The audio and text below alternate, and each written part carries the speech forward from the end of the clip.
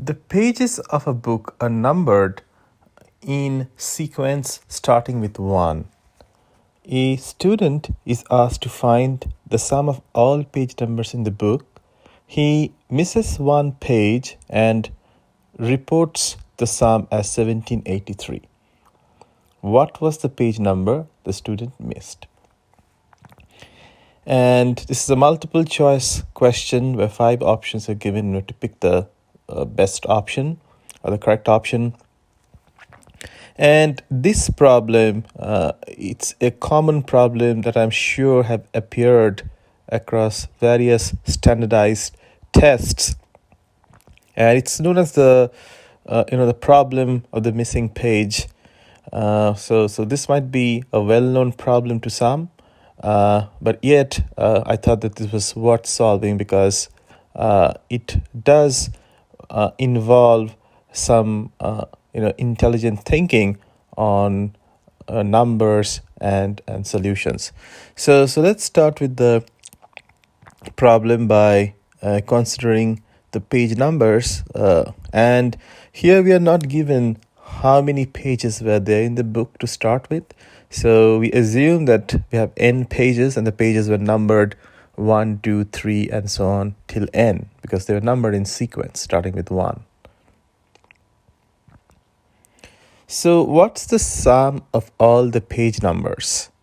So the sum of all the page numbers without missing any page would be simply 1 plus 2 plus 3 and all the way through n, which is an arithmetic progression with first term 1 and common difference 1, and this is also well known as the sum of first n consecutive positive integers, and this result is basically n multiplied by n plus 1 divided by 2. Now comes the question of the missing page number. So if that missing page number was numbered x, again, that's something we don't know, and that's what we've been asked to find out, right? So the sum excluding the missing page number would be simply n multiplied by n plus 1 divided by 2 minus x. So we basically just take x away from the sum without missing any page numbers. So the question to ask here is, what's the maximum and the minimum value x can take? We don't know what x was. We've been asked to find that out, and we have two unknowns here. We don't know what n is. We don't know what x is. But do we have any clue on what could be the limiting value of x? Well, on one hand, the maximum value that x can take is n, because we know that the pages where we assume that the book had n pages, so x cannot go beyond n.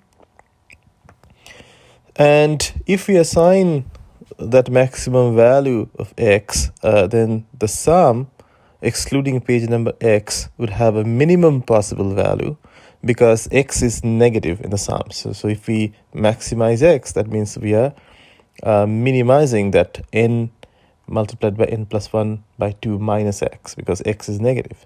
So making x the highest possible would make that particular expression the lowest possible, or the minimum possible.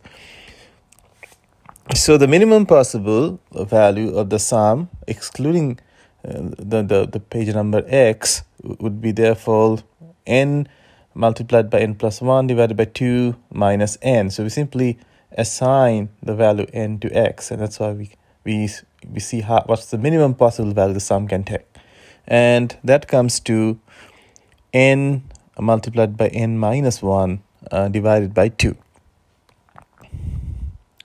Next, we look for what's the minimum possible value of x. Well, the minimum possible value of x is 1.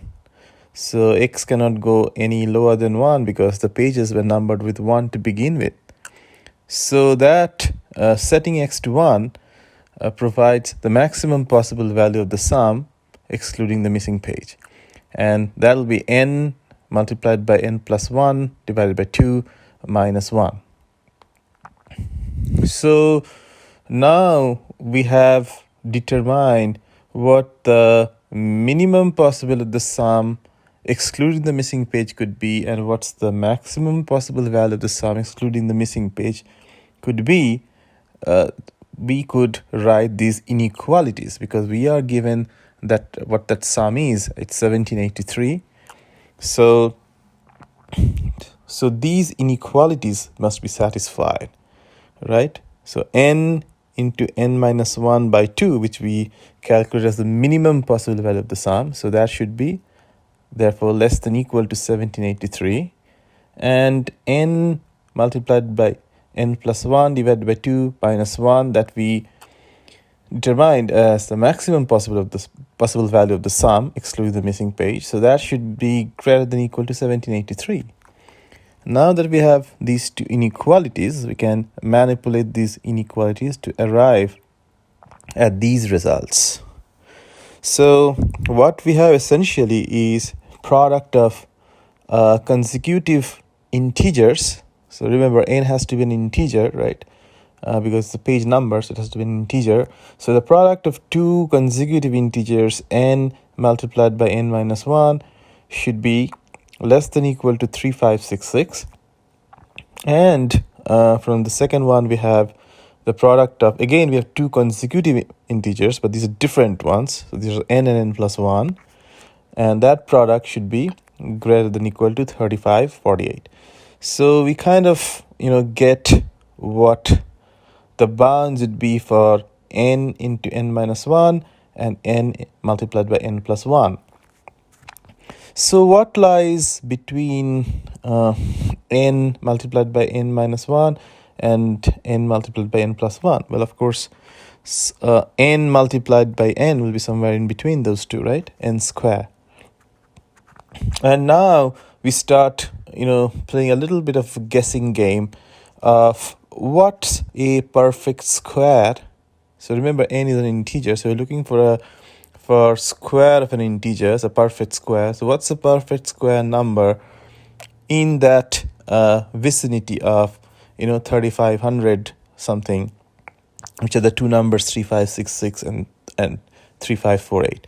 Well, a perfect square that comes to my mind immediately is, of course, 3600, which is 60 square.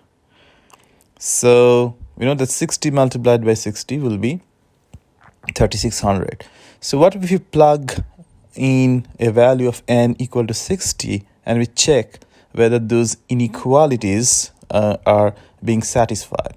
So first we do n multiplied by n minus 1, so that will be 60 multiplied by 59, and that comes to 3540. So this inequality is satisfied.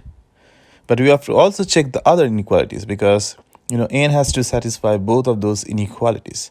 And then the other inequality, n multiplied by n plus 1, comes to 60 multiplied by 61, and that comes to 3660, which is greater than 3548. So this inequality is also satisfied. So n equal to 60 definitely seems to be an admissible value of n. But let's check for some of the other numbers around this value of 60. So first we check n equal to 59. So we go a little bit one lesser than 60.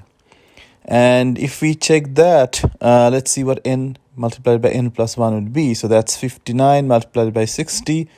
And we already calculated that before. So we just take that result is equal to 3540. But this doesn't satisfy n multiplied by n plus 1 and greater than equal to 3548 because it's lesser than 3548, right? So this doesn't check out the inequality.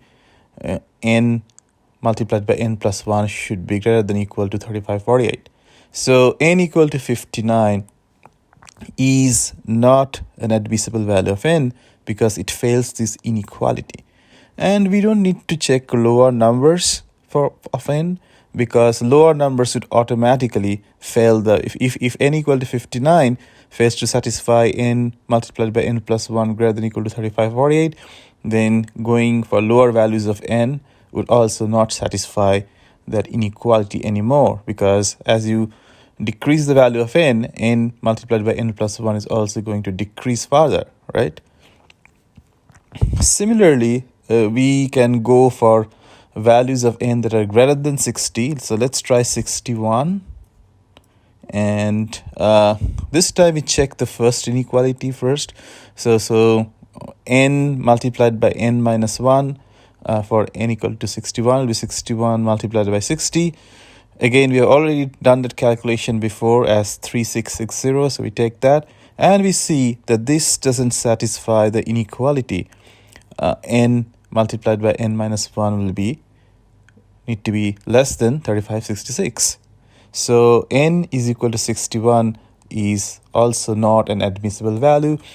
And once again, we need not check any higher value of n, because if n multiplied by n minus 1 less than equal to 3566 is not satisfied for n equal to 61, it won't be satisfied for higher values of n that are greater than 61, because as we increase the value of n multiplied by n minus 1 will also increase further. So we did not check for further increasing values of n, because we already know that inequality will not be satisfied for higher values of n.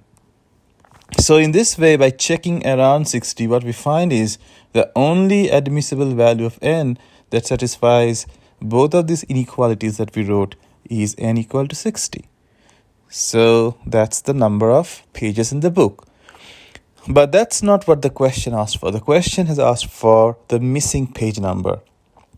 But since we already know what n is, and we have been given the missing page number, the sum excluding the missing page as 1783, and we know from this what that sum would be if you just plug in n. So we know one variable, and now we are just left with one unknown variable. So we can write this as 60 multiplied by 60 plus 1 by 2 minus x is equal to 1783. So that's the sum excluding the missing page number x.